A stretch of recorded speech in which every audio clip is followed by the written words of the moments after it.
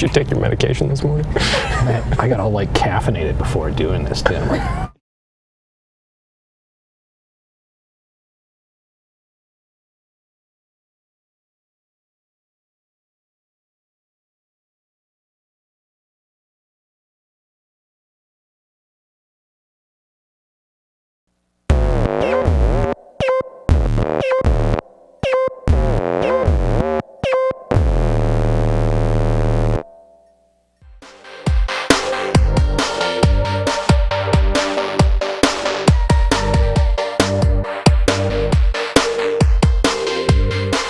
Live in 3, 2, 1.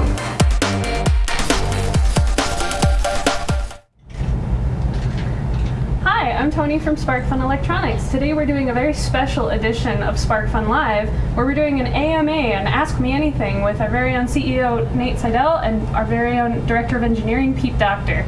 A lot of you guys have been asking for an AMA with these guys for a long time, so we finally decided that this was a good time to do it, especially since everyone in the engineering department and around the building has been so busy between our ABC competition, which just happened a few weekends ago, which if you haven't seen the recap video, go check it out on our YouTube channel.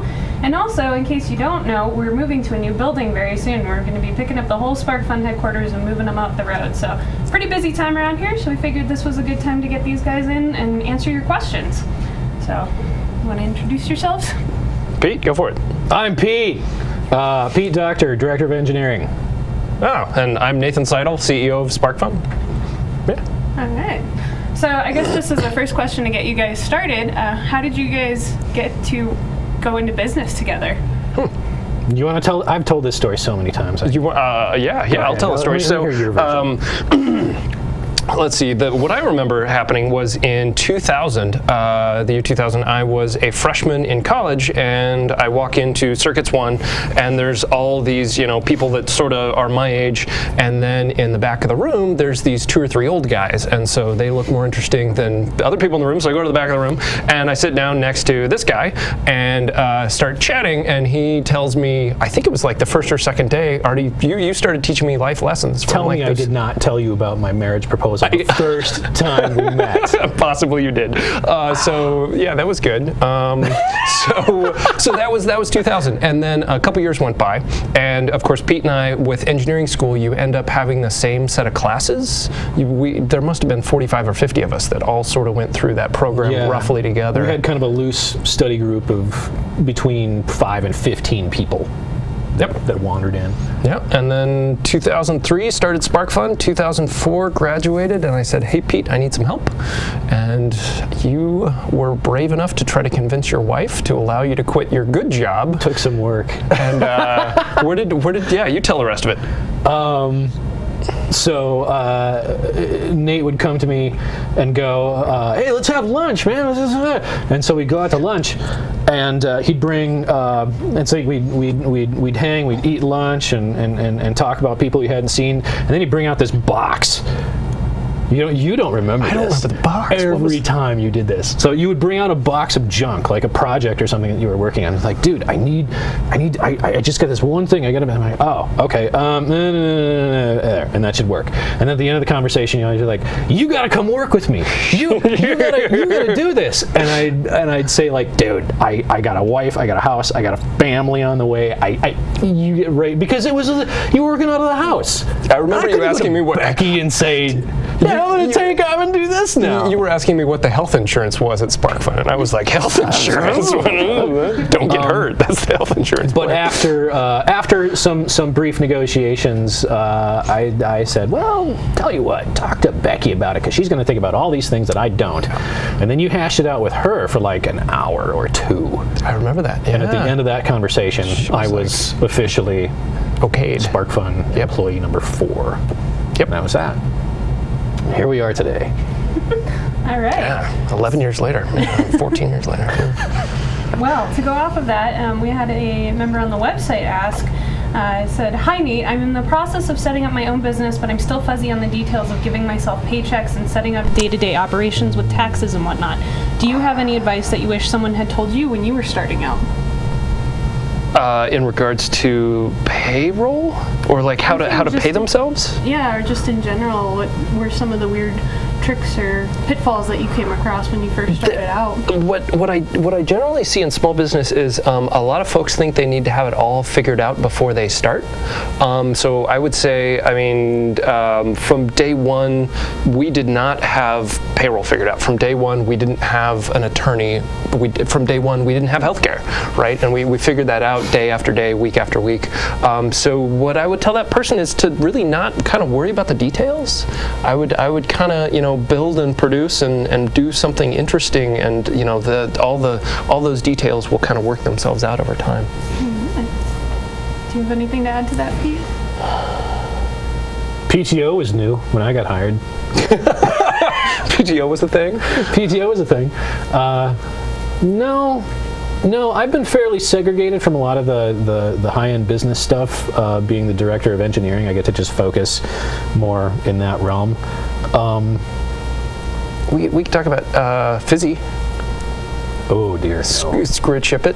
Yeah, screw it, ship it. That's what it is. So there's a lot of engineers. I don't know if this comment came from an engineer, but there's often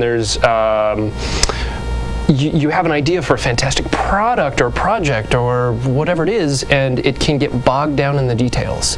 And so give me 2 more weeks and I can make it so much better. And you talk to that person 2 weeks later and they say, oh, it's great, but give me 3 more weeks and I can even make it even better. And pretty soon it never quite ships. So we've had a policy at SparkFun where it was, describe exactly what the product does and does not do. Mm-hmm. And as long as you don't surprise the customer, then, people are generally very understanding. So I'd say, don't worry about the details and just make sure it ships. All right, excellent. So as another rather serious question for you guys, considering the recent renewed popularity of hobby electronics, have you ever considered the idea of SparkFun retail stores similar to the good old days of Radio Shack? No. But okay, let me explain that. And this is a conversation that you and I had a couple of years ago. Yeah. Probably over beers, where we were discussing exactly that potential, and I said something to the effect of the reason why we're able to work the long tail at this point is because if you're a retail store, you are physically located right there, and all your customers are right there. So the long tail principle, where you're just selling little bits to little onesie twosies, doesn't work. But when your audience goes from just this to this, suddenly you can live in the long tail, and we've done a lot of that. It's only been like the last few years we've really gotten out of that. Mm-hmm, mm-hmm. So a real live brick and mortar, that's a lot of overhead, and my personal feeling is I don't think we could sustain it. I don't think we'd want to sustain it. I don't think we need to sustain it. Mm-hmm. We want to be in a lot of places, we want to help a lot of people, but putting it inside of a building like that and making everyone come to us, I don't really see how that's going to help. I think you said it. The internet is the largest brick and mortar in the world. Pretty much, right? Yeah. And so I can find everything I need on the internet. But in the future, you mentioned the new SparkFun building. We've got a big chunk of square footage set aside specifically for sort of a demo retail space. So we're hoping that we can have a pseudo brick and mortar within SparkFun HQ, so that folks can come and check it out and touch all of our different products and kind of see and shop. Because I think what I really want in the future is the kid in the candy store feeling, where you can go and like touch all this stuff. But I don't know if hobby electronics will be large enough and be big enough to hit that momentum to open brick and mortar stores across the world like Radio Shack did. Hard to imagine that it ever would, given the degree of consumerism that our society is completely... Well, and just the fracturing of hobbies, yes. Right? Is it UAV? Yeah. Is it data logging? Is it research? Is it and so the brick and mortar couldn't really be all things to all people. It would have to be tricky.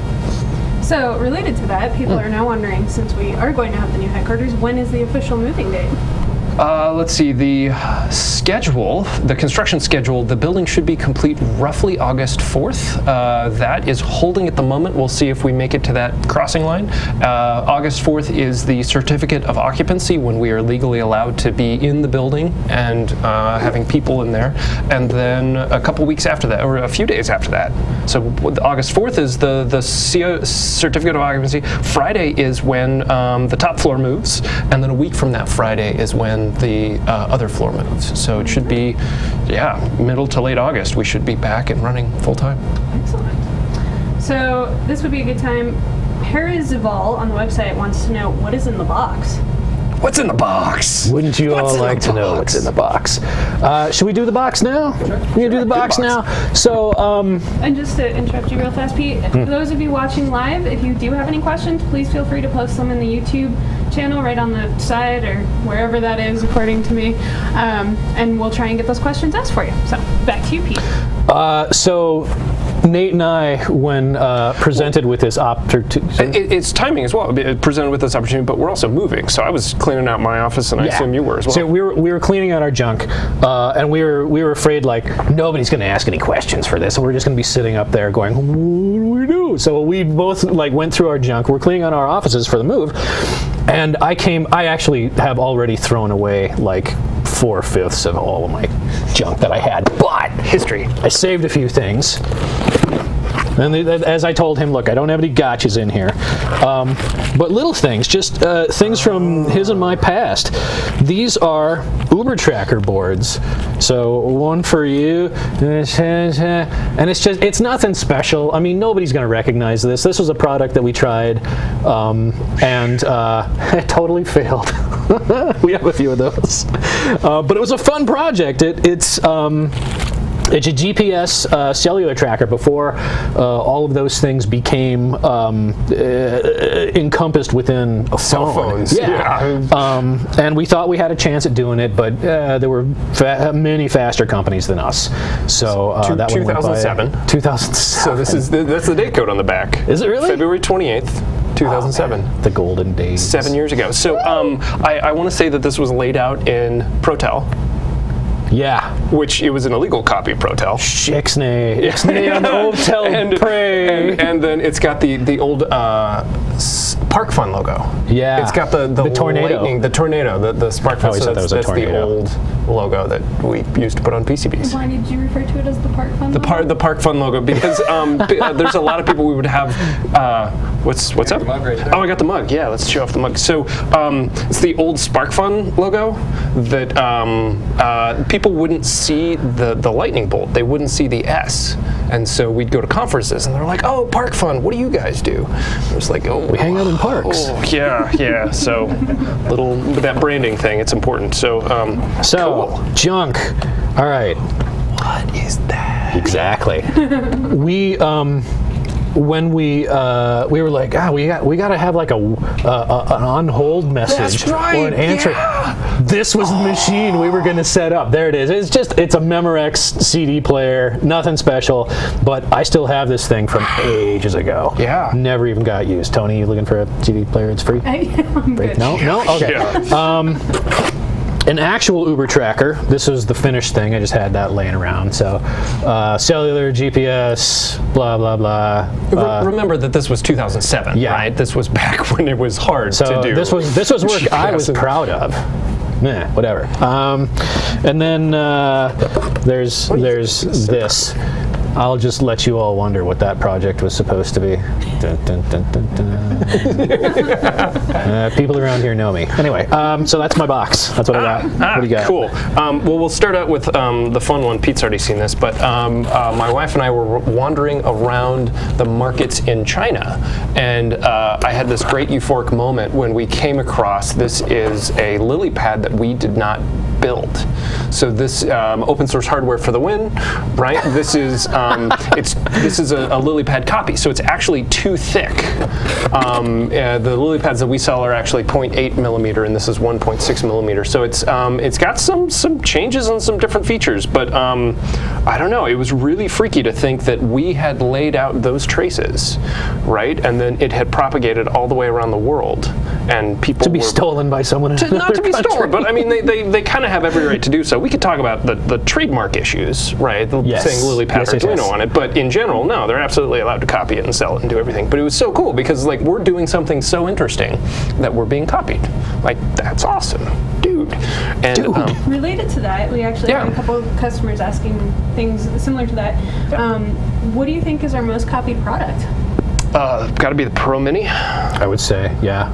Yeah, if you go on to eBay, Deal Extreme, Amazon, you can find some pretty cool, pretty interesting derivatives of our Pro Mini. All right. And then Robomatics, excuse me, says, say I make something cool, what would be the benefit of putting it out as open source versus keeping it to myself and trying to patent it? Ah, okay. I have a TEDx talk where I talk a lot about intellectual property and patents and different things, but I'll give you the summary. Last time we checked, it was $30,000 to $50,000 in 3 to 5 years to get a patent. And when SparkFun started, I thought, I should get a patent. That's what electrical engineers do. And then because of the cost and the time delay, it really, I don't know of many technologies or many products where patents make sense anymore. So you consider this, could we have patented it? Potentially. It's arguable that there's anything worth patenting here, but how much is it going to change in 3 years? Take a look at your cell phone. How much has your cell phone changed in the past 3 years? So you can go get a patent, that's fine, but technology will quickly pass you by. And regardless of whether you get a patent or not, you're going to be copied.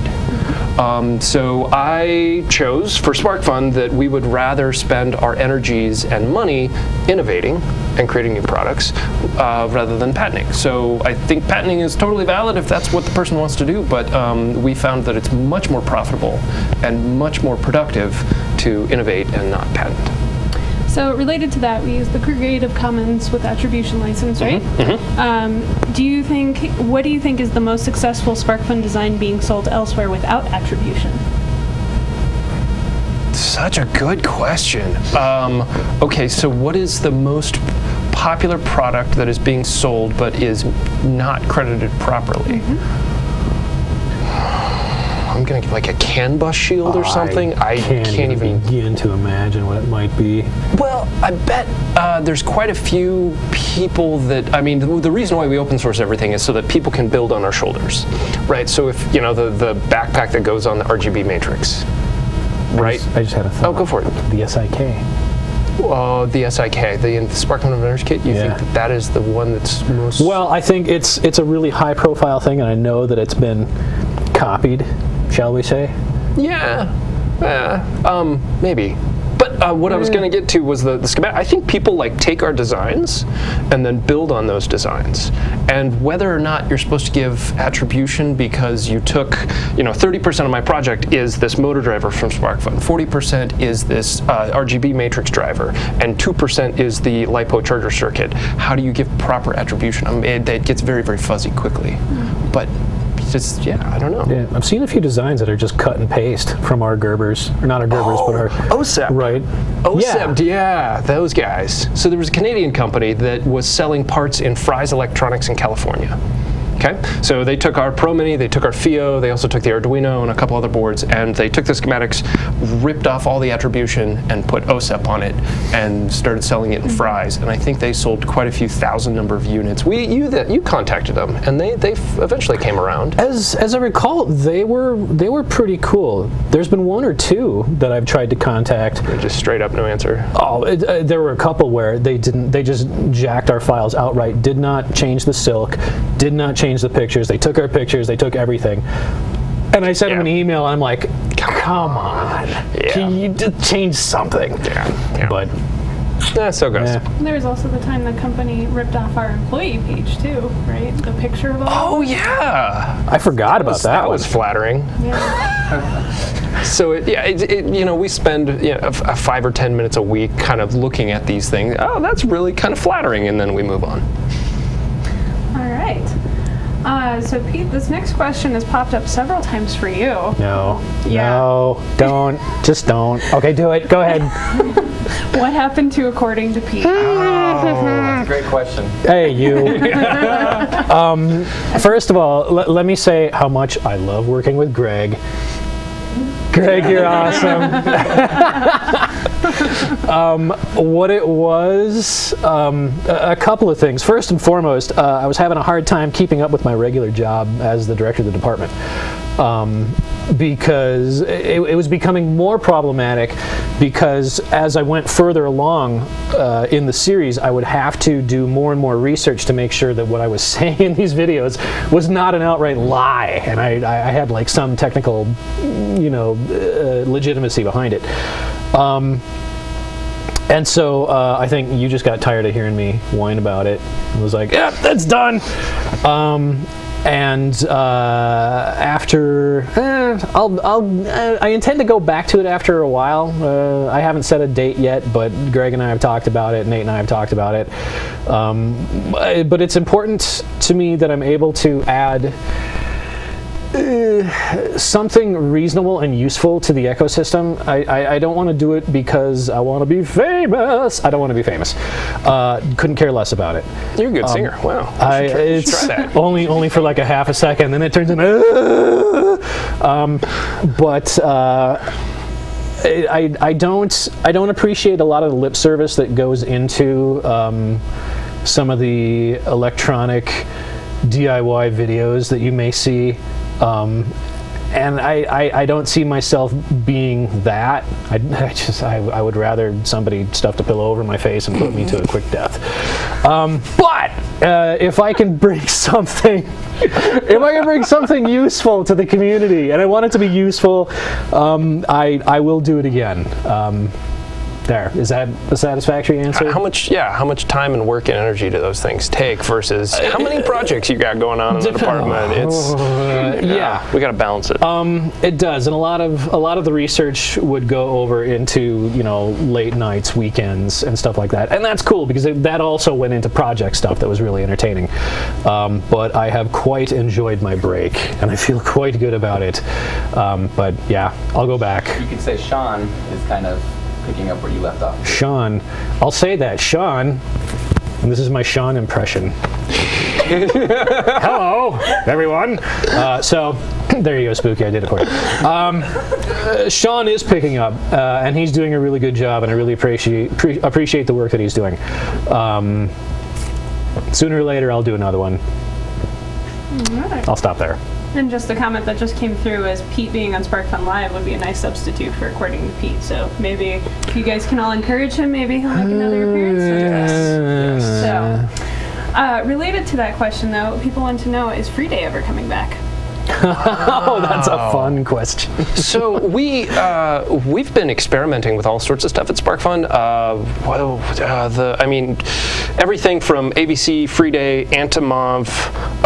We had RoboJoust one year. Freeday was a huge hit. We tried free shipping on orders over $60. All of these things are very expensive, and so we're just sort of trying to figure out what works best for all parties. Freeday. It was awesome. The first year was amazing, but it was like lightning in a bottle. You can't ever have as much as much success as we had that first year. So it felt after how many years did we do that? 3, 4? I think 3 or 4 before we. Oh, before it got illegal. The illegal lottery. Before it got illegal. I like that. So we discovered. We had Freeday for 4 years. We did it a little different every year, and by that 4th year, we were doing what turned out to be an illegal lottery, which was really cool. There's a whole homepage post about it. But it just got a whole. If anyone has any ideas about something new and fun and crazy, a twist on it, I'm all ears. part of what I think Freeday has morphed into is that we really focus on the education part of our business.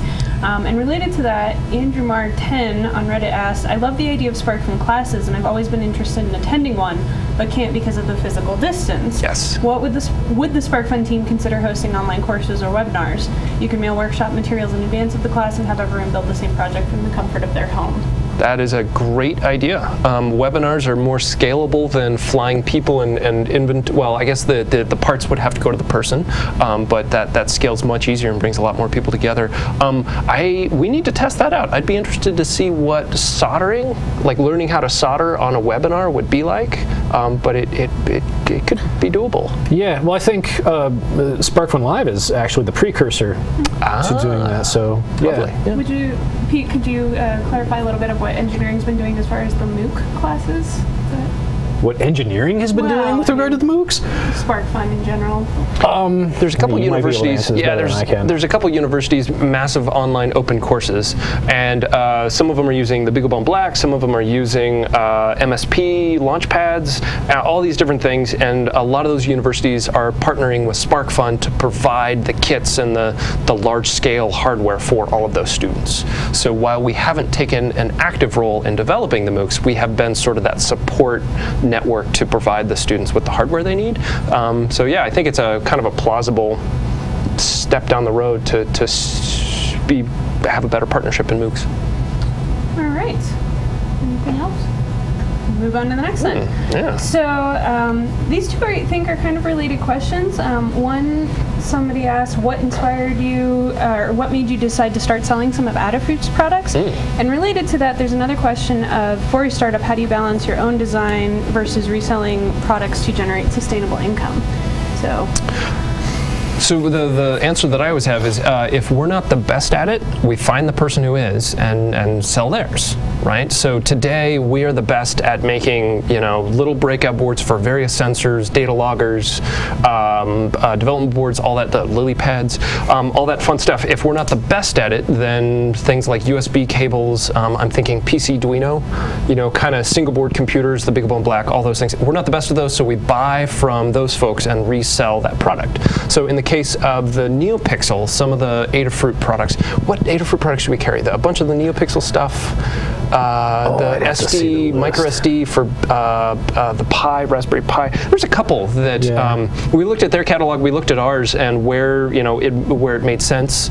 They have a great distributor program, so yeah, it made sense to carry their product. Yeah, we definitely like their stuff. Yeah. They do good work. Lamore's a fantastic engineer, so we're all about it. Does that answer the whole question? I think so. Okay. Yeah. Cool. That also leads into this next question. SparkFun was founded on wanting to teach people how to do their own electronic designs, and Arduino has dominated this market. Although SparkFun has released its own variations of the Arduino platform, is there still a call to be innovative in new products to compete with Arduino? Mainly because I see more breakout boards and rehashes of others being done in-house rather than new products to fill in niches that could be useful to gather larger groups.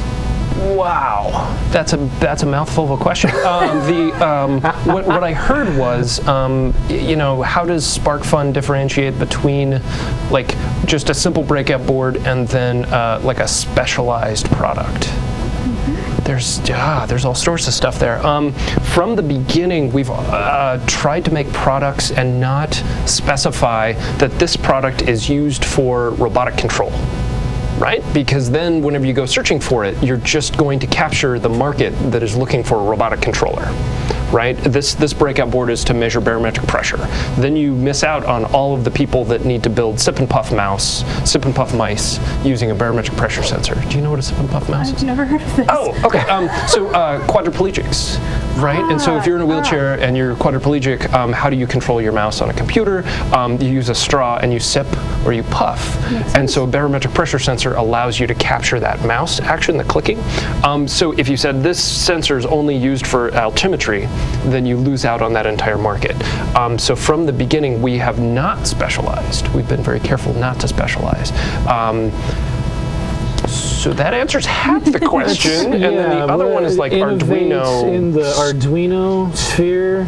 Is that basically that? Yeah. What are we doing to innovate in the Arduino sphere? We're letting Arduino do that heavy lifting at the moment. Yeah, a little bit. Qualify that. I think there's form factors that are going to keep popping up.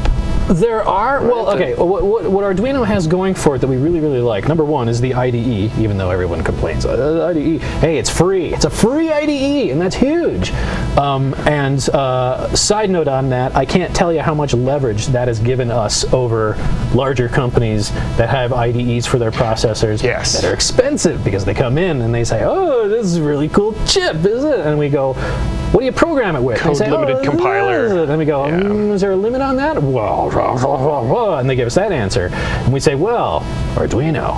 And so they go back with their hands in their pockets, and then they come back a few months later and say, this is free and unlimited. So Arduino's doing some stuff.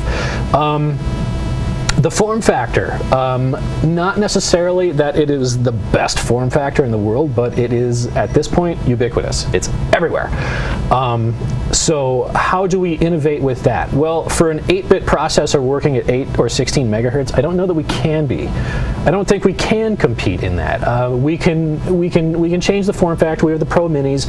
We can add features or subtract features, but we sort of circle around that. And if we if we stray, or rather, if we want to be innovative with hardware, we won't focus necessarily on Arduino. We'll focus with a different processor.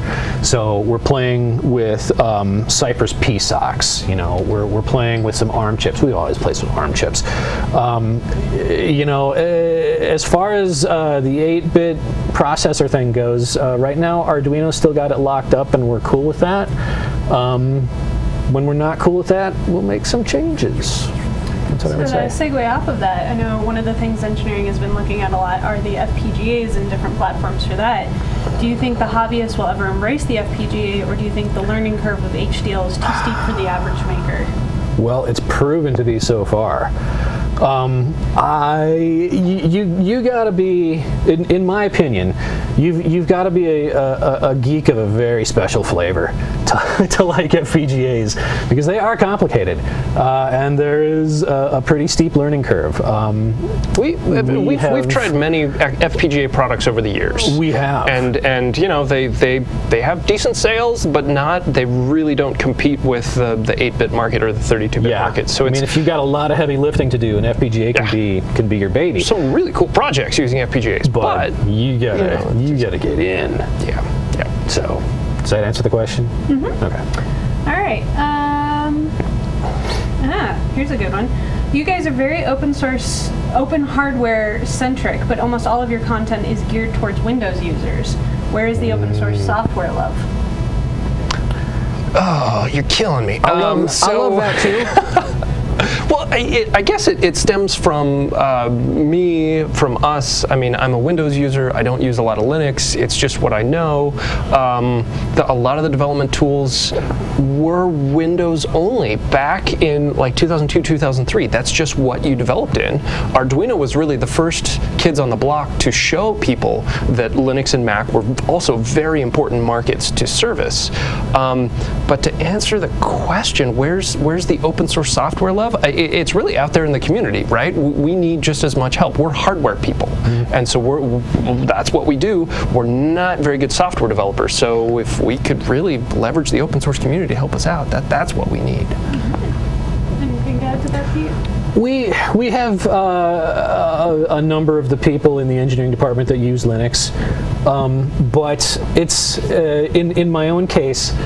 Windows or Linux? Windows. Yeah. But I mean, I play with Linux, I poke at Linux, but then Linux will tell me something like, well, you can't run this program. I'm like, okay, fine. So as much as I want to be the open source guy, the open source software dude, I want to run Linux, I want to be that guy. When I can't run a certain program or something and I've only got Windows as an option, I gotta go back. Have you know XKCD? The comic. Yes. Do you know the pseudo "Bring Me a Sandwich" comic strip? So it's like, hey, would you bring me a sandwich? No, I'm not bringing you a sandwich. And then he says, pseudo, please bring me a sandwich. Here's your sandwich. Like, bad Linux joke. Yeah. So. Right. That's not funny. Anyway.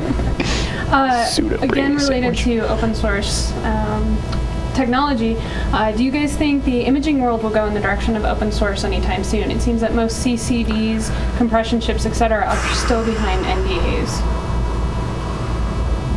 I would be amazed. I don't think that group has any motive to be open source.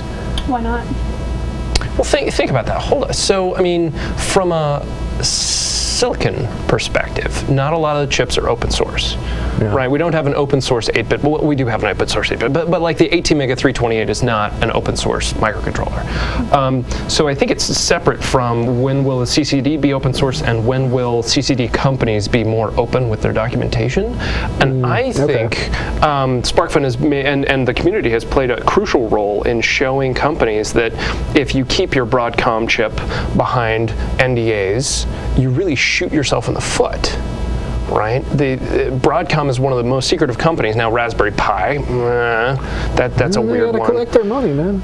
Yeah, but hopefully the community and SparkFun kind of twist the arm of the companies that are thinking that they are protecting themselves behind an NDA when really they're just harming their own market.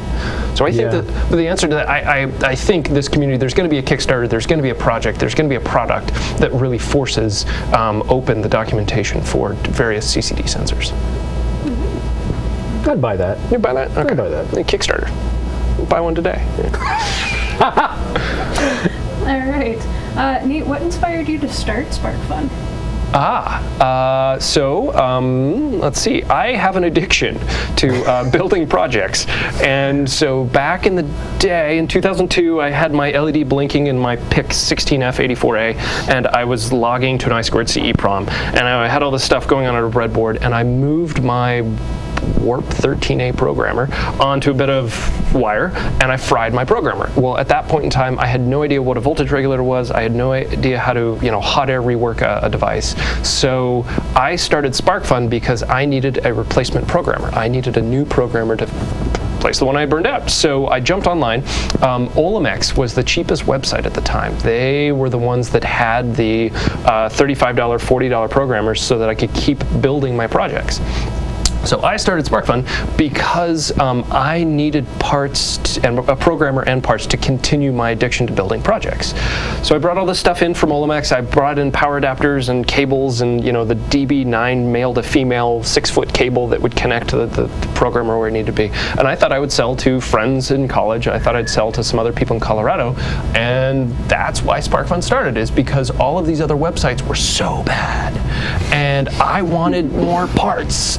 So I figured I would sell some stuff on the side, and that would allow me to keep my hobby. All right. Related to that, this is probably something most of you don't know about, but we used to have the company Into Rowing. And did Into Rowing give you any valuable insights that have helped with SparkFun? Wow, that's a very well-informed viewer. Angus Pearson. Angus Pearson, what great question. Rock Angus. Yeah, so Into Rowing. What did we learn from Into Rowing? So first, a little history. Into Rowing was actually started a couple months before SparkFun. So 2002, it was an electronics company to build the electronic devices for the sport of rowing. Actually, I'm just going to go grab that real quick. It was like a black box. Don't trip on all the wires. I didn't know you started Into before. Shortly before SparkFun. Huh. Yeah. I know that. Well, I mean, that's what I was prototyping whenever I burned out my programmer. Yeah. Oh, okay. So, I mean, this is the enclosure for the electronic device. It looked a little differently, but in the sport of rowing, you need an amplifier for the boat, and so this had a GPS module, an LCD screen, data logging, an audio amplifier, some batteries built inside. So we started that, and it was kind of parallel. So SparkFun was selling all the bits so that we could continue research and development on that. What did we learn from Into Rowing? When to quit. Right? It was. I was wondering if you were gonna just come like when to quit. When to draw the line, man. I heard a saying the other day. When to cut bait. And it's like that. You need to know when to cut bait, when to quit. So my friends used to joke, very lovingly, that I would warm my house by throwing money into a barrel and setting fire to it, and on the side it said Into Rowing. So we thought that we could design a waterproof, rugged electronic device. I think we could now, but it took us 10 years to really gain that knowledge in-house. While we ultimately shut this company down, what we did do was the other competitors in the market, we actually, they had a monopoly for 15 or 20 years where they did not innovate. Into Rowing came around, and I think we scared them pretty good, and within a year or two of us starting, they began releasing products that had better battery technologies, better features, better everything. So competition is a good thing, and ultimately, we shut down, but the rowing market is better because they finally changed their technology. So, I kind of mark it as a bittersweet. Yeah. All right. Great question. Wow. So another question harkening back to the old days of SparkFun, where did the idea for the red shipping box come from? And related to that, Alicia asks, is red your favorite color? Alicia. Hi, Alicia. Hi, Alicia. Alicia, my wife, beautiful wife, asking if red is my favorite color. Actually, I've never really thought about my favorite color. It's probably not red. Shocking. But it's The box? the box. The story of the box, yeah. You want to tell the story of the box? I can tell. No. I don't remember the story of the box, but I think Okay, it was Andreas. so SparkFun started, we ran for a couple years, and finally we had bad logos and bad design, and the website was kind of scratchy, and we were like, we need marketing help. We need somebody to take photos of the products. We need somebody to make us look good.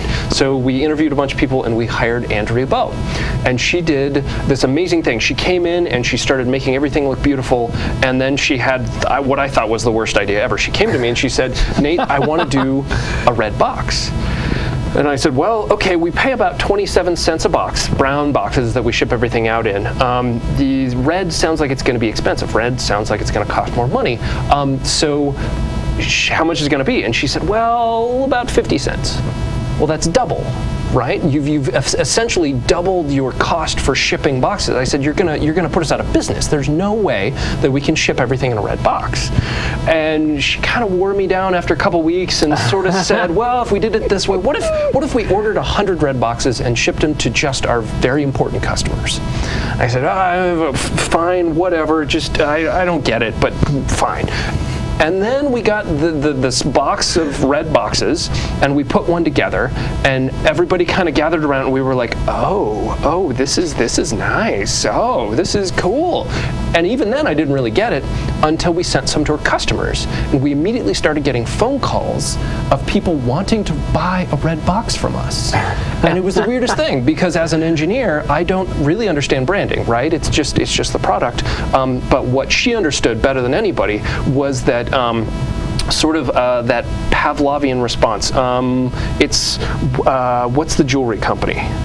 The blue. Tiffany.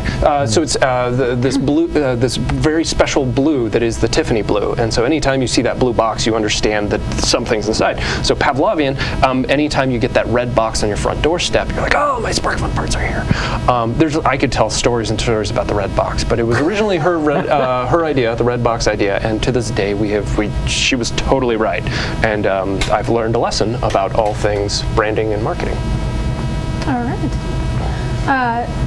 Pete, this one's for you, and actually both of you, but have either of you ever built your own computer? What's a computer? How deep are we talking about? Like, have I built a register out of transistors? Are they talking? I don't know. They just asked, have you built your own computer? So what have you built that you would consider a computer? My own computer? Wow. I built an adder out of discrete logic, NAND gates. Yeah. There were things we did in school. Yeah. But ever since I built a lot of boxes, computer, like with motherboard, video card, hard drives. That doesn't count. That's all commercial. That doesn't count. It sounds like it counts. That doesn't count. That doesn't count. No, it's like I imagine the question to be like, yeah, an adder or a register or you build a processor. What are you talking about? Shut up! No. No, you haven't.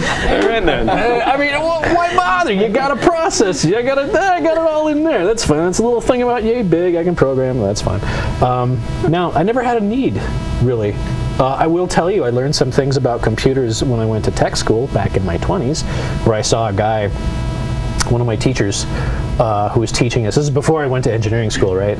And he's teaching us like how to service computers. And this one was having a problem booting up. So he's like, "Here, let me show you something." And he goes, "Wham, wham, wham, wham, wham, wham." Came up like that. It was amazing.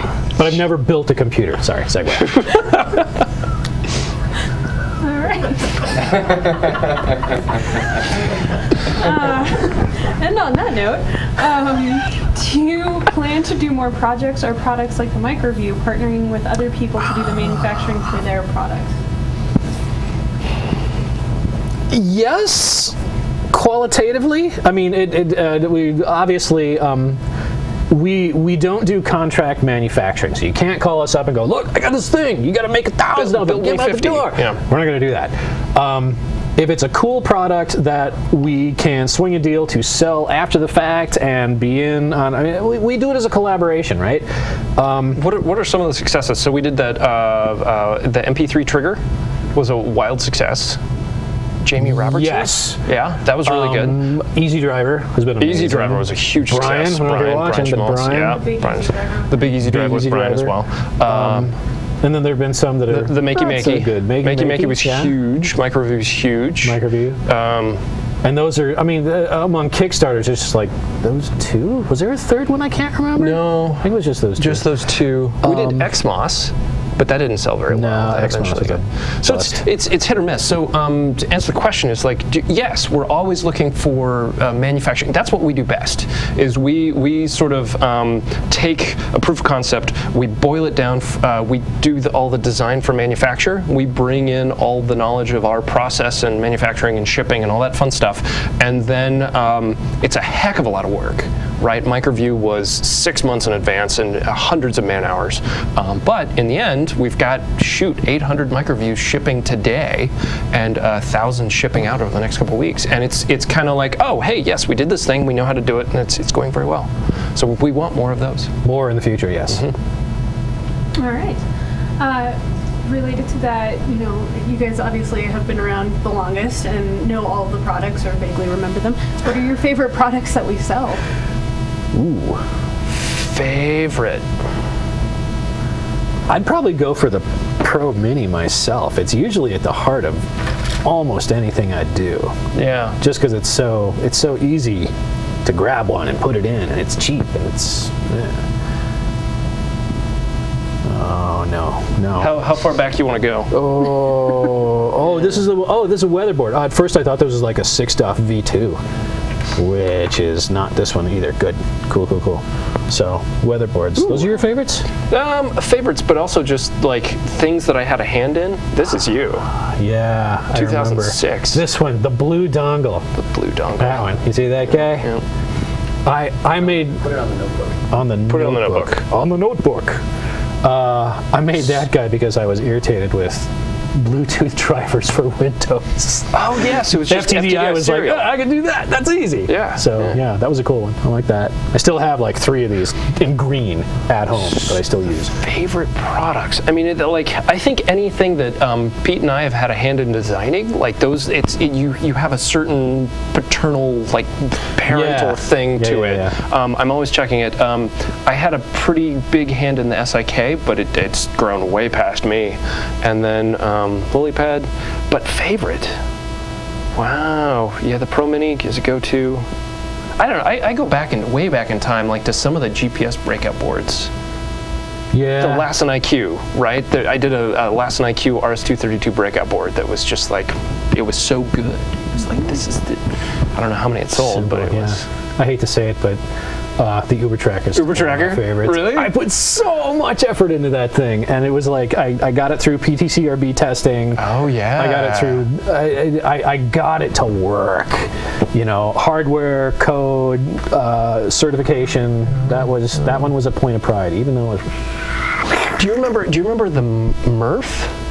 The miniature RF based on the NRF 24. Yeah. 24 That was the first one? thing. That was one of the earliest things I worked on. It was just for the code. Yeah, and I did the first layout where it was like you read the data sheet and it was like just a trace antenna. And the first time that those two boards talked to each other, it was like, whoa, it works. So yeah, that was one of my favorites. All right. Kind of related to that, how did you guys get started in embedded electronics? Was this a personal passion for you, or? No. Well, okay, qualified. This was not like I had an aversion, but the reason I went into electronics in the first place is because I had a thing for electricity. I know enough code to be dangerous, and I've said this before. But where my heart lives is actually in the electrons, in transistors, in discrete components, and putting things together, because it can become a sculpture, it can become art, it can become a lot of different things. The only reason I am involved in embedded electronics is because I hooked up with SparkFun. I mean, eventually I would have, and I would have learned, and I probably would have gone on to some other job somewhere, would have been completely unsatisfying. Yeah, embedded electronics is just another paintbrush, another thing to sculpt with. Yeah. I started in embedded electronics because of the rowing thing, and I said, hey, I want to read this read switch, and I want to blink this LED, and I want to calculate this time. And I started with the Board of Education from Parallax, and it had a basic stamp on it. And I remember this is like 2002, I maxed it out in a day and a half because I did a division. Right, and it was in BASIC, and it had very limited memory, and it was like, wow. That's 8K for that function. It wasn't even 8K. It was like 1,000 code words is all you could do. It was incredible. So, but it was cool. And then got really excited about microcontrollers, and then started flashing my own PIC microcontrollers. And that had me going for 3 or 4 years. And then, what Pete was talking about with the creative side of it, I got turned on to like building these interactive costumes and making things blink and controlling the world around us and making somebody's mind blow. The rotary phone, the portable rotary phone, was the, like nerds, we don't know how to talk to people. We're not very social, but I'll show you my project. Yeah, if we show them something cool and they come to us and go, hey nerd, that I built. What's up? Yeah, and then suddenly we can have friends. Right, and so that's why I got started in embedded electronics, is I got really excited about showing people cool projects. Some of the projects you've done them for Burning Man, correct? Yeah. Can you talk about some of those projects that you've built? They're so hard to describe, but sure. Let's see. So there's a tutorial up about the straitjacket, the heartbeat straitjacket. So that was my second year project. Straitjacket had EL wire that had a heartbeat, so it was an animated heart. That was really cool. Couple years, built a stoplight costume. That was fun. So full size. There's some images up on that on SparkFun. So stoplight costume, and I built a glow-in-the-dark pendulum. That was kind of boring. Did you ever see that? I love that. You love that? Oh, you want to? Yes. Okay. I want it. If you're giving it away, I want it, man. I'll play with that all day long. So it was a design based on a kids museum exhibit, but it was a pendulum, and on the end of the pendulum was an ultraviolet LED, and it hovered, I don't know, 1/8 of an inch above a 36-inch Lazy Susan. The Lazy Susan was coated in white paint, and on top of the white paint was glow-in-the-dark paint. So at night, you would swing this pendulum back and forth, and you would spin the table, and you would get these beautiful spirographs of physics, and it was really, really cool. So there was almost no electronics in that. I guess there was an Arduino controlling the LED, and you could do some crazy stuff to it. But that was pretty simple. And then 2 years ago, I did Whack-A-Cat, which I never did do the tutorial on. Have you guys ever seen this up and running?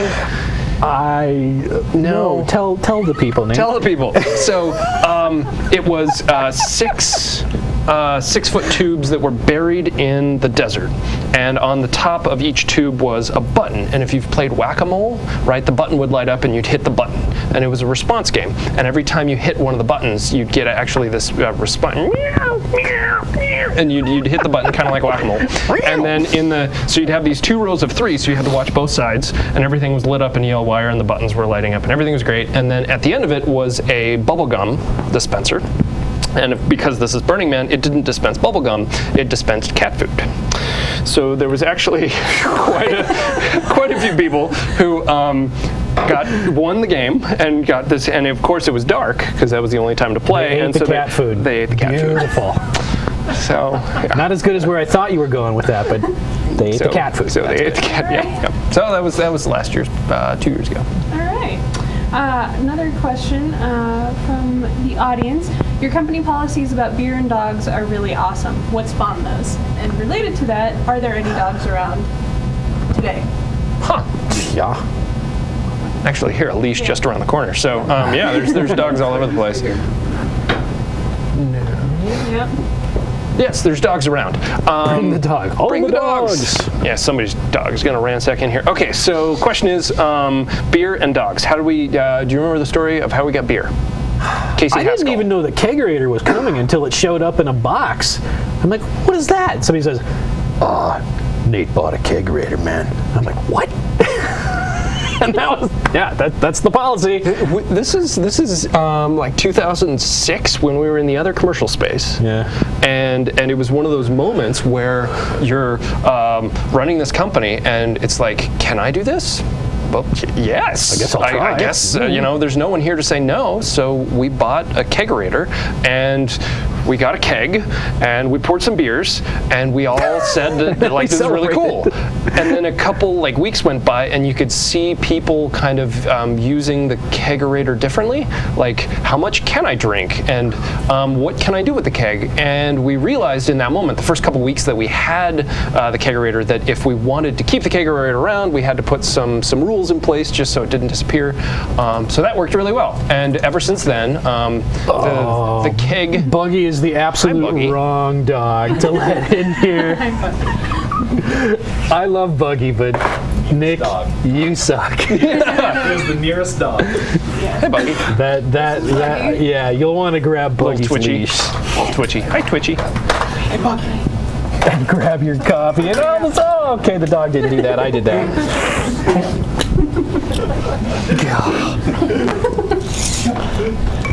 I was one of the engineering dogs, Buggy, so.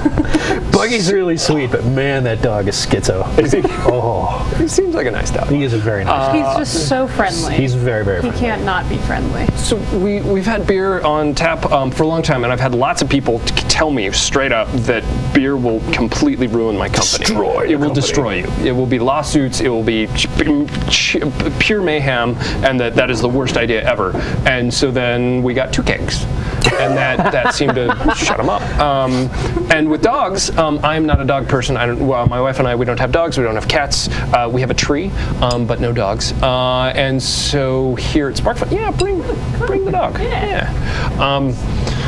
The thing about here we go. dogs. This is a Nate Speed dog. This is one of the newest dogs.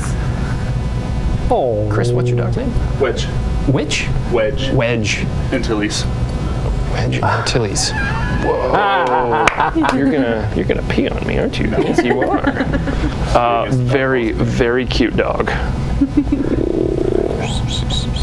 Wow. So does he know Dak and Luke and all those guys, or are those dogs to come yet? No, he actually stayed with Roach Squadron and didn't die. Oh, okay. Wow. So cute. It's a good rule of video. When in doubt, puppies. 500 more viewers. We just got 500 more viewers. Cool. So somebody, I don't know what the first dog was. Who had the first dog? He was at the old commercial space, I'm sure. Yeah. Tony Meehan's down in Matian, down in production? Possibly. I can't remember. But it was. Oh. No, Tim wasn't at the old space. No, Snoopy wasn't the first dog. Hard to say who had the first dog, but it was sort of. Butters? Mr. No, Lindsay. Lindsay. That's new. Lindsay. Yeah. So, somebody had the idea. I was like, hey, can I bring a dog into work? And I went, I don't no. Is it gonna poop? Is it gonna bark? Is it gonna like jump? I don't know. No, everything's cool. And they said, well, no, I'll take care of it and we can do this. And I was like, okay, we'll try it. And they brought the dog in and everybody was a little happier. And I was like, oh, okay, cool. It isn't too much of a problem. Since then, we've grown to, I don't know the real numbers. Last I heard it was 41 dogs. Something on that order. So they're not here every day, but we have dozens of dogs every day. So yeah, we figured out how to have dogs around. And I think it's great. I think it works well. Makes a lot of people around here very happy, which we're all very grateful for. So, let's see, where's the next question? All right, Nate, what you guys have built since 2003 is honestly amazing and is a testament to the growth of the maker community. Yeah. Have you thought about partnering with investors if there was interest, as long as they did not jeopardize the integrity of what you guys do in order to expand further? Great question. So for those viewers that may or may not know, SparkFun is still privately held. So I still own 96 or 97% of SparkFun. Pete has some shares. We have some other shareholders, some family members. My brother, my sister, my mother are all shareholders, so it makes for exciting shareholder meetings. But at this time, it's privately held, so we have no outside investors. Roughly every couple weeks, we get a phone call or an email or a physical piece of mail from all sorts of people that wish to invest. So whether it's private equity or it's not really venture capital because they don't come talk to us, but there's lots of interest in investing in SparkFun and the maker movement, and it's usually just because these investment firms with a very large chunk of money say, oh, this maker thing, I think we can make some money at that. And they just want, and they don't quite understand what it is. So our canned response is always that we're not currently looking for outside investment. But that's because there may come a day, we have no idea in the future where we might need some outside investment to do something truly cool. But until that time, we are very much enjoying being, control over our own destiny. Right? Autonomous. Autonomous. We can do whatever the heck we want, and that's for us right now the most important thing. All right. Another question. What was or is your best failure? Ooh. You might own that. No, I'm trying to think like life, business, bicycle accidents. Biggest failure into was the largest single financial failure I've had. We invested $300,000 or $400,000 into that and just gone. Okay, what about life? What's your biggest failure in life? I don't know. Regret is a powerful thing, right? So something as simple as like, I remember Casey doesn't know this, but Casey Dentinger, he works in IT. So it was his first couple days, and I remember driving home and seeing the new guy walking his bike along the road, and I regret, I just regret not stopping and being like, hey, do you need a ride? Instead, I made that split-second decision to keep driving when I wish I would have stopped. But that's not a failure. No, that's just a regret. Thing that you learn every day. What's your biggest failure? I don't know. Why are you snickering? You? Uber Tracker. Well, okay, professional. Yeah, Uber Tracker. That definitely hurt. But it was a gamble. But right, we gambled on it, and I don't really look back on life. I mean, I didn't go to college until I was 29.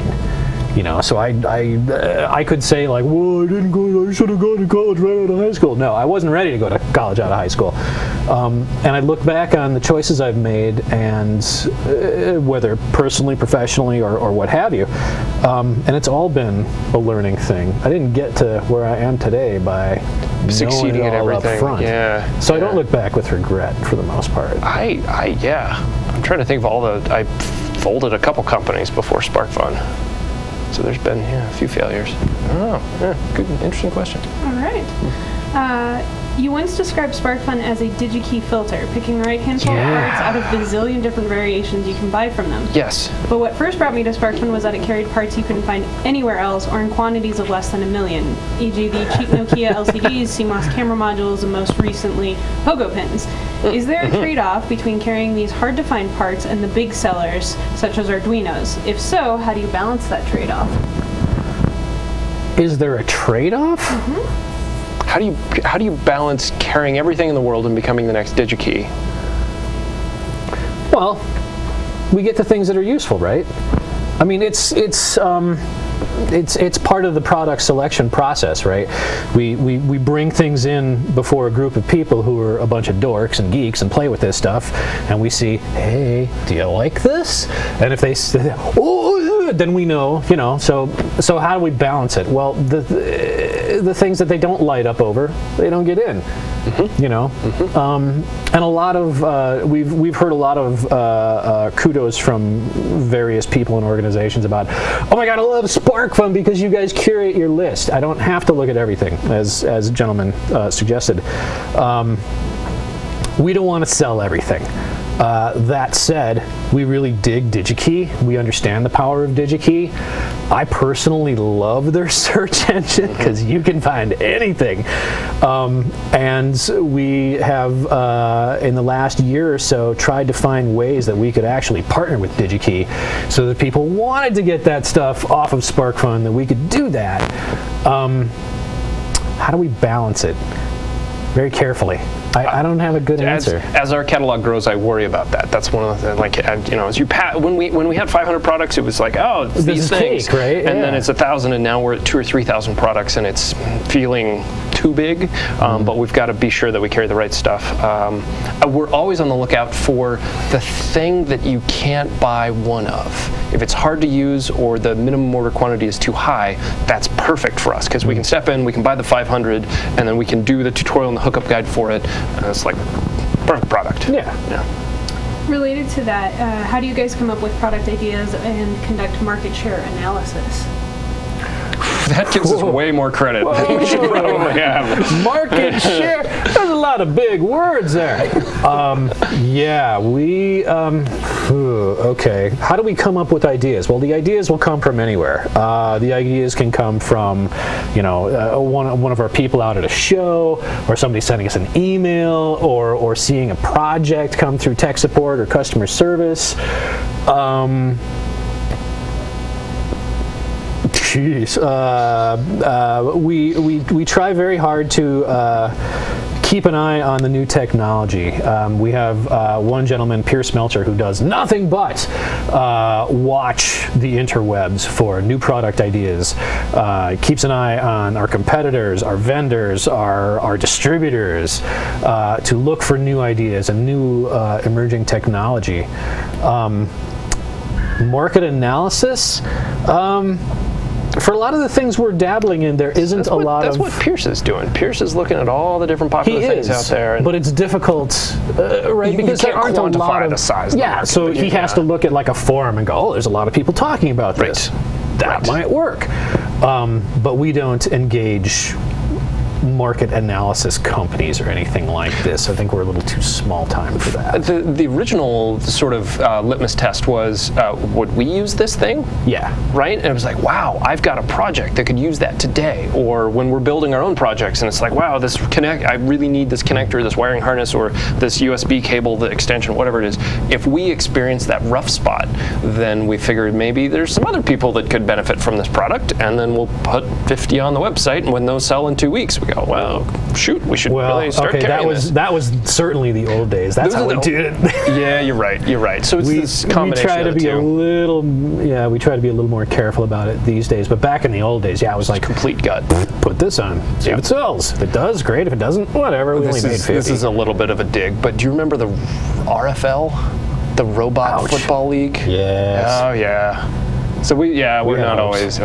We have it was like these little robots that would drive around and then sling like a Velcro ball at each other, and it was supposed to be this new robotic football league that would have groups all over the nation playing against each other, and it flopped. But we tried that. Yeah. That flopped. We try things. Related to trying things, what do you guys think is the next big thing? The next big thing?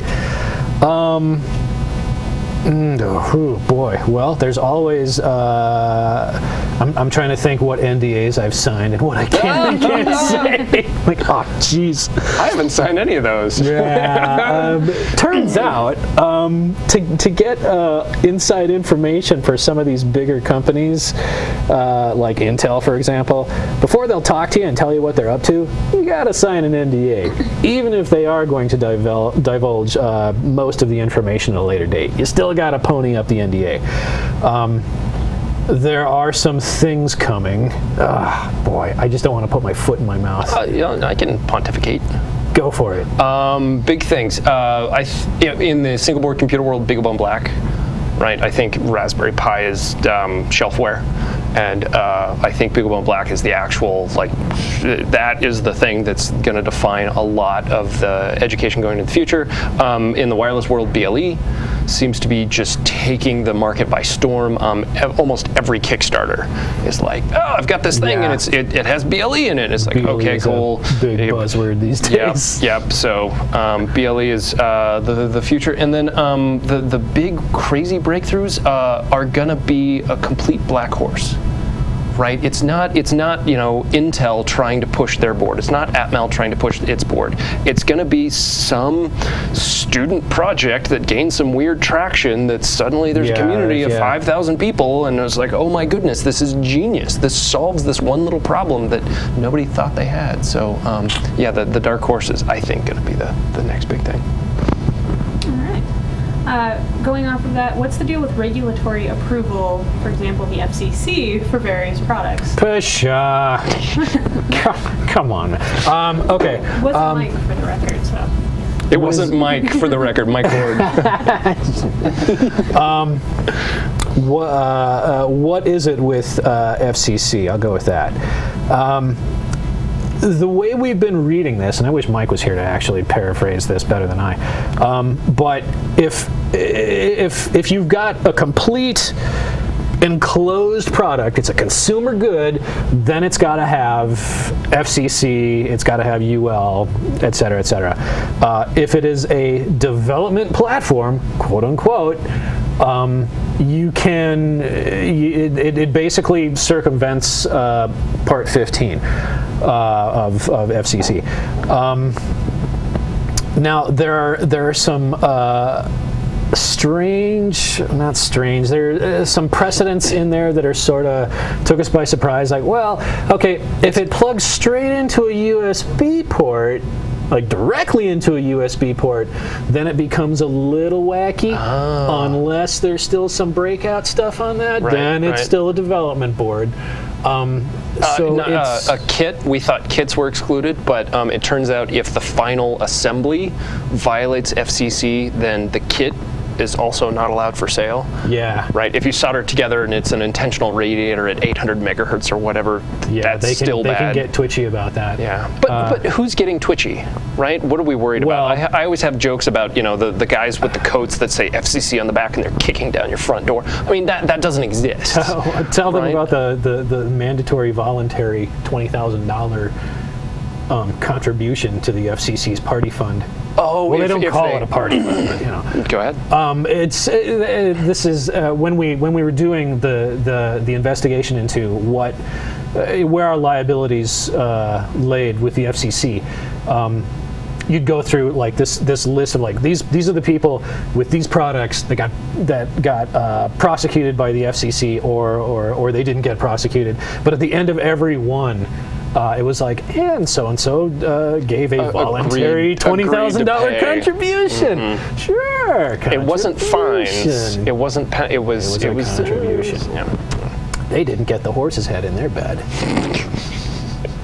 So I think we want to play right by the FCC, but we're also not worried that there's bigger fish to fry than what hobbyists are doing. Yeah, we want to do our due diligence, but we also want, because certification like that, it costs money, and that's money out of our pockets, obviously. But then we have to counter that with a higher retail price. So any place that we can get around that, we're going to try to, because that keeps our prices lower. All right. This question's for you, Nate, from Jeffrey Simpson. How has the OSSM, the Oklahoma School of Science and Mathematics, influenced your professional career? And would you be where you are at if you hadn't attended that school? Joshua. Wow. Joshua has done some stuff here on the internet. Jeffrey has done, excellent question, Jeffrey. You figured out some stuff about me on the internet. So, Oklahoma School of Science and Math was a 2-year public magnet school in Oklahoma. So I was born and raised in Oklahoma and went to this school junior and senior year of college. Basically, you take all of the crazy classes in high school so that when you get to college, you're more prepared. So I took a ton of stuff before I managed to get to freshman year at CU. What that did is it allowed me to basically be very, very prepared for college and gave me free time to go tinker, go play. So I highly recommend doing everything that you can to prepare for college so that in college you can actually experience things like extracurricular activities, like doing crew, building electronic gizmos, taking those classes that you always wish you had. So to answer this question, OSSM wildly prepared me to have this, to have the free time to eventually have the success that ended up being SparkFun. All right. Anything to add to that, Pete? Do you have any? I didn't go to that school. What about your school experience? Yeah. My school experience. I spent a lot of time in my 20s bumming around playing guitar and stuff like that. Smoking. Ixnay on the Oaksmay. I actually went to a 2-year VOTEC to become an electronics technician. And that prepared me quite a bit for engineering school because I already had the background. I didn't have like calculus and such, but I certainly had Ohm's law. I certainly understood circuit design. So by the time I got to Circuits 1, there was nothing new there. And it wasn't, I mean, I did get new stuff. I certainly wasn't a genius when I went in. But I definitely went in with an edge. And I was impressed. So I started college at 18 or 19. You started college at 29. And by the time you met me, I was probably 31. Okay, a couple years after. So what I saw as an entering freshman is me and all my other 18 or 19-year-old friends were kind of aimless.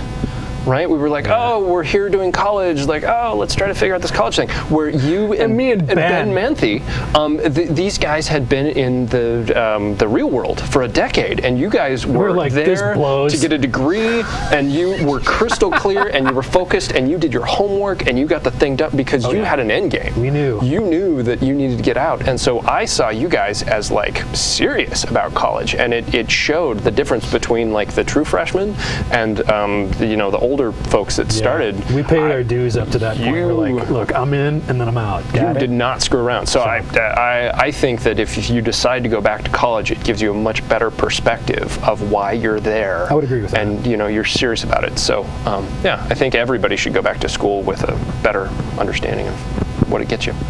All right. This question comes from one of our old former Funyuns, William.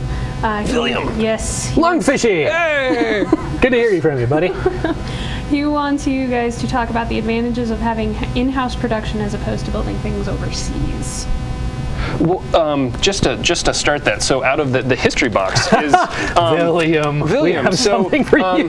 William, we have something for you. This is the receipt. I don't know where you want me to hold this, but this is the receipt from one of our holiday parties at a local bar here in Boulder. It was about $2,200 worth of jolly, and William was I don't think he was of drinking age at the time, and we are never allowed to go back to that bar. He's holding his head like this right now because of William. No. So it was a fun time. Fun was had by all. So to answer his question about in-house production versus producing somewhere else. So, thank you, William. So every time we look at production, Matt Bolton, our director of production, could probably answer this question a lot better, but we produce this stuff and we look at how much time it takes to build it and how much it costs in wages and how much it costs in rent and the expense of the machines and all the we add all that up and we say, okay, we can produce a board, we can build this board for $1.25. right? We can do so many per hour. We divide all the numbers, $1.25. When we go to a contract manufacturer anywhere else in the world, whether it's in Colorado or Washington or in India, we say, hey, how much can you build 75 units of this? How much does it cost to build 500 of this? They come back with a quote that's like $3, $4, or $5, or $6, and it's like, well, we can't do that, right? It's every time we've looked, it's cheaper for us to build right here in Boulder, Colorado, and I think that's a couple of reasons. One, we're very good at what we do. We've dialed in all the processes, but two, SparkFun is a low volume, high mix manufacturer. If I need to build 20,000 of something, that's a very different situation from needing to build 75 of something.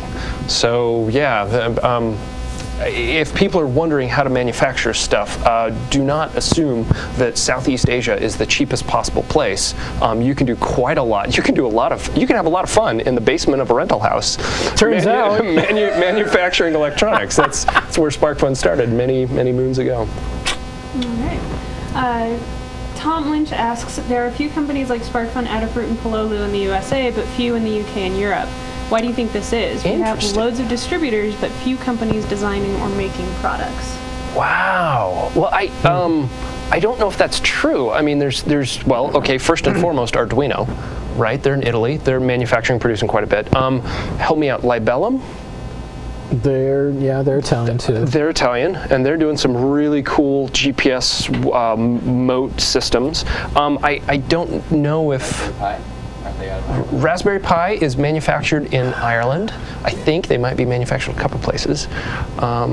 So I don't know if it's a US versus Europe thing. I think it's just maybe we know ourselves better because we're in the US, right? And the commenter, the person ringing in, is also from the U.S. I don't know. Yeah, I would hesitate to say that there's truth to that statement. There may be, and I'm just ignorant. Perhaps it's the market is larger in the U.S. It started in the U.S. I don't know. I mean, it's this weird concentration of Make Magazine being in California, Adafruit and SparkFun, New York, Colorado. Yeah. I don't know the answer. All right. We only have time for a few more questions, but one, are we planning on hiring any more engineers anytime soon? And also, do you ever hire undergraduate engineering interns? And if so, how does that work? How's your internship program, Pete? William, you want to answer this one? No. Okay, the first part of the question, are we ever going to hire any more engineers? Of course. In fact, truth be told, probably in the next couple of months, one's going to come up. So get your resumes in. Interns. Interns have been kind of tricky for us. And the reason is because we end up... You'll have somebody in for a couple of months, and they'll be sort of part-time, and they'll get going on some projects, and then they got to go back to school, and the project sits, and nobody's available to take on the work, and people forget, and then the intern forgets when they come back, and so you end up with kind of a big mess on your hands. Now, we've been doing this hacker in residence thing. And that's actually, it's not an internship. It's something different, but it almost serves the same sort of thing. We get some new people in, we get some new ideas, we get some interesting collaborations, we get some interesting content out of it, and we build relationships. And it's been working for us pretty well so far. And I had been telling Nate, oh yeah, when we get into the new building, I'm going to start that internship right up, buddy. In all my free time, right? We're so busy. Yeah, but the truth is, I'm probably going to stick with the hacker in residence thing, and that's actually going to morph into a slightly different program. Right now, we're doing like 2 to 3 week stints with people. Come the new year, we're talking about turning it into like a 3 to 4 month thing, where somebody comes in, they got a larger scale project, and we turn them loose and they make something really amazing rather than a smaller scale project. So that's kind of the way I'd like to continue that. Only thing I'd add to that is from the beginning, the people that we hired at SparkFun, they were not hired because of the piece of paper that they got from somewhere, right? We hire people a bit based on what they do, what have they done in the past, and but there are dozens of stories of people starting in the kitting department and working their way up to videographer Greg, and Juan had the same route, right? He was down in production and he had the side gig doing photography, and he ended up being so amazing. We were like, oh my goodness, can you come take photos for us? Toni, where did you start? Tech support? Yeah, I studied applied math and had never touched microcontrollers before I walked into SparkFun, so winged it. And now you are ruling engineering and all things repos and like setting us in the right direction. So Trying my best. It is not a normal route. You're not an electrical engineer that did FPGA design for 4 years and then you're going to come work at SparkFun. It's what crazy thing have you built in the desert that caught on fire, and what did you learn from it? Yeah, so, part of the interview process, for anybody who hasn't applied for here before, we ask for a portfolio, right? We want the resume. We want to know. It's important. Yeah, we want to know what your chops are, but I want to see some pictures. I want to see some stories. I want to show me what you've done. And that usually carries a little more weight, you know? If you've got something that blows us out of the water, like you did this, and you put it where, and it does what? And you didn't get arrested? And you didn't get arrested? Oh, you did get arrested? Yeah. It was, so that carries a lot of weight with us. Yeah. All right. And for our final question, this is kind of tying up a few things people have been asking. What plans does SparkFun have in engaging its target market? Seems SparkFun started with Maker Faire and then moved into its own educational tour. What's next? For example, are we doing another open house? Are we going to Maker Faire or the Open Hardware Summit in Rome? Anything like that? Ooh, geez. Okay, so let's see. Open house, yes. We plan to get moved into the new building, and then this fall we'll have some sort of a crazy party open house. Come check it out because we really want to do that again. Planning on being in Rome, yes, for the Open Hardware Summit, which is a couple days before Maker Faire Rome. I don't have any more specifics about what we may do. God, that's coming up fast. We should probably start planning that. But yeah, the Open Hardware Summit is the only thing locked in. Do we have a presence at Maker Faire there? It only loosely kind of talked about. So Okay. Massimo Bonzi is one of the chairs there, so he's invited some SparkFun folks to come talk. But I don't think we're planning on having any kind of a soldering booth. But man, So we had a goal of doing 36 events in 2014, and we'll blow right past that. It's amazing how many small little events and conferences, NSTA, IEEE, these conferences and booths everywhere. So we're super busy. Maker Faire is a big one. Maker Faire Rome is also a big one. We just got to figure out if we can get there. Yeah. Anything else in the works that you guys are What are in the works? more locally? He volunteered me to do the keynote at the. What is that? I'm so panicking the about BeagleBone that. Conference. You've got, Yes. what is it, like 500 people? Oh. How many people are there that are going to hear you talk? I don't want to hear this. I don't know. Well, there's how many? I you don't have know. You have 132 people watching you right now. It's only like 4 or 5 times that. It'll be fine. So Pete is. I can do it. I can. Right. The camera's easy. Right. That's just a camera. And Greg. I can handle it. But live people. That's So BeagleBone Conference in Detroit. in Detroit in November. November. Yeah. Okay, so you got that going. We don't have an educational tour in this year because last year was so hard and amazing. But there are talks about doing it again in 2015. But yeah, there's always educational trips going on, and we're teaching as many people as we can. All right. And just to end on a, William just chimed in. God. Hi, William. Sorry. Just to end on one last fun note, are beards mandatory for the men at SparkFun? There are some beardies. There's- I think IT holds the ironic beard title. Nope. It goes along with sort of a dress code and dogs and beer. It's like you want that? Okay, cool. Yeah, rock on. More points if you can grow it down. How long you been growing that out? Like 4 or 5 years 20 now? years, I can't even. Becky looked at my face the other day and said, "Oh, your beard's starting to fill in a little more." I'm like, "Oh, I'm not 14 anymore! Hooray!" All right. Well, I think we're going to have to probably schedule another AMA because we have a lot of questions left that people unfortunately didn't get their questions answered. So those of you who are desperately waiting, sorry about that. We'll try and get those answered. Thank you for the questions. Thank you for watching. This was really, really cool. Thank you for making it a success. Yeah. All right. And from the whole team here for SparkFun Live, we just wanted to say thanks to you guys and tune in next time to see us when we're probably going to be in the new building. So, bye. Bye. Bye.